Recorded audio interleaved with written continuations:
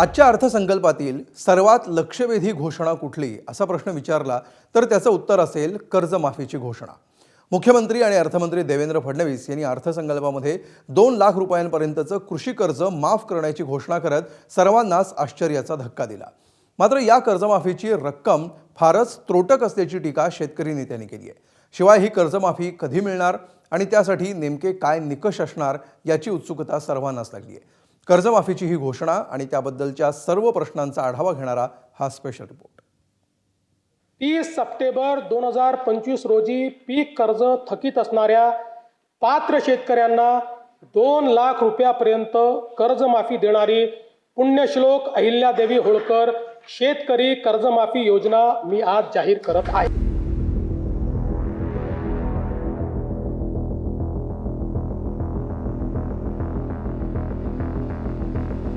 ही आहे मुख्यमंत्री आणि अर्थमंत्री देवेंद्र फडणवीसांनी आजच्या अर्थसंकल्पात केलेली सर्वात मोठी आणि लक्षवेधी घोषणा। महायुतीच्या वचननाम्यात दिलेलं आश्वासन, बच्चू कडूंच्या नेतृत्वाखाली कर्जमाफीसाठी झालेलं आंदोलन आणि सरकारनं 30 सप्टेंबरपूर्वी कर्जमाफी करण्याचं दिलेलं आश्वासन या 3 गोष्टींच्या पार्श्वभूमीवर ही कर्जमाफीची घोषणा झाली। मात्र या कर्जमाफीवर शेतकरी नेते समाधानी नाहीत। अतिवृष्टीने बाधित असलेले जे शेतकरी आहेत त्यांचं 30 जून 2026 पर्यंतचं कर्ज माफ करावं अशी जी आमची मागणी होती त्याच्यामध्ये कटौती करून सप्टेंबर 2025 पर्यंतच थकीत कर्ज माफ करण्याची घोषणा झालेली आहे। त्याच्यामुळे मोठ्या प्रमाणात शेतकरी यापासून वंचित राहतील अशी साधार भीती आम्हाला वाटते आहे। जे नियमित कर्जदार शेतकरी आहेत त्यांचं केवळ 50,000 रुपयाचं प्रोत्साहन अनुदान देऊन त्यांची बळवणूक करण्यात आलेली आहे। त्यांच्यावर हा एक प्रकारचा अन्याय आहे। त्यांच्या कर्जमाफीचा सुद्धा विचार राज्य सरकारने करावा अशा प्रकारची अपेक्षा आणि मागणी आम्ही किसान सभेच्या वतीने करतो आहोत। या कर्जमाफीची घोषणा करताना मुख्यमंत्र्यांकडून पात्र शेतकरी असा शब्द अनेकदा वापरला जात होता। या शब्दावरून विरोधकांनी सवाल उपस्थित करण्याचा प्रयत्न केला, तेव्हा मुख्यमंत्र्यांनीही या शब्दाचं एका वाक्यात समर्थन केलं। राज्यातील 30 सप्टेंबर 2025 रोजी पीक कर्ज थकीत असणाऱ्या पात्र शेतकऱ्यांना 2 लाख रुपयापर्यंत कर्जमाफी देणारी पुण्यश्लोक अहिल्यादेवी होळकर शेतकरी कर्जमाफी योजना मी आज जाहीर करत आहे। जे शेतकरी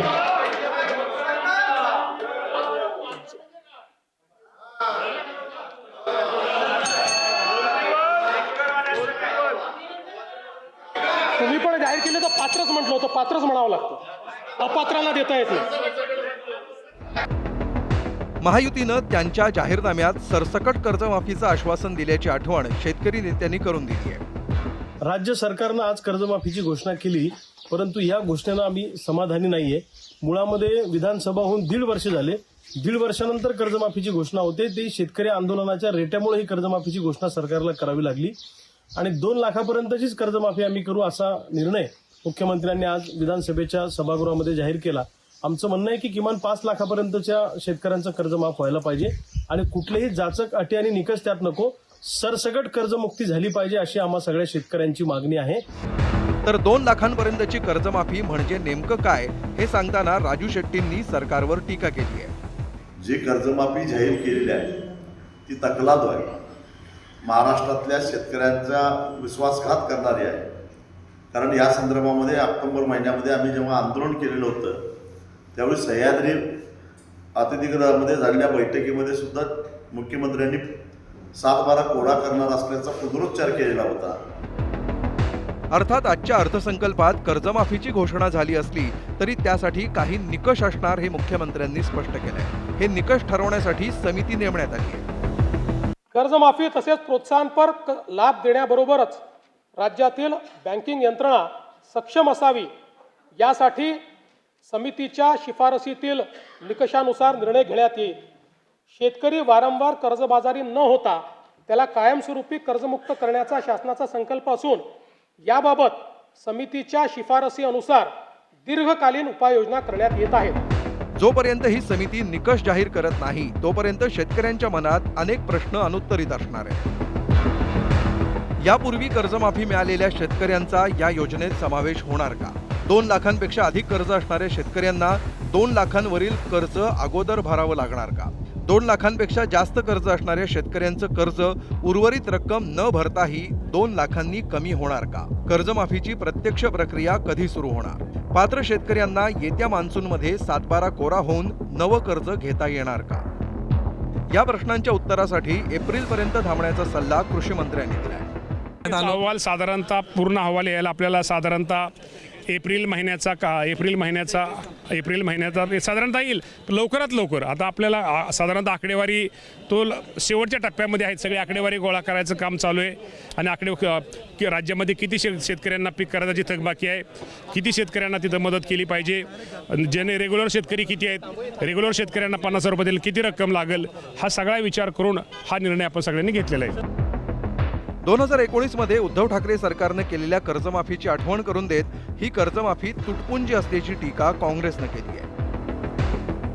19 साली आम्ही 2 लाखापर्यंत कर्जमाफी केली होती महाविकास आघाडी म्हणून. खरं म्हणजे एकंदर जे आता कर्जाचं प्रमाण वाढलेलं आहे ते पाहता 4 लाखापर्यंत कर्जमाफी करणं आवश्यक होतं. सरसकटच कर्जमाफी करणं आवश्यक होतं हे माझं मत आहे. आणि 1 लाख रुपये जे नियमित भरतात त्यांना 1 लाखाची तरी सवलत देणं आवश्यक होतं. तर उद्धव ठाकरेंनी आपल्या काळात झालेली कर्जमाफी आणि ही कर्जमाफी यांची तुलना करत फडणवीस सरकारचे वाभाडे काढले. शेतकऱ्यांसाठी आणि बाकी म्हणजे कामगार असतील, शेतकरी असतील यांच्यासाठी मात्र हा फसवा अर्थसंकल्प आहे. थोडक्यामध्ये विकासाचं मृगजल दाखवणारा हा अर्थसंकल्प आहे. प्रत्येकाला आता काही दिवसानंतर कळेल की या अर्थसंकल्पाने त्याच्या आयुष्यात काय फरक पडणार आहे. आत्ताची कर्जमुक्ती 2047 पर्यंत तरी पूर्ण करणार का हे मुख्यमंत्र्यांनी स्पष्ट शब्दात सांगावं की या तारखेपर्यंत ही कर्जमुक्ती आम्ही पूर्ण करू.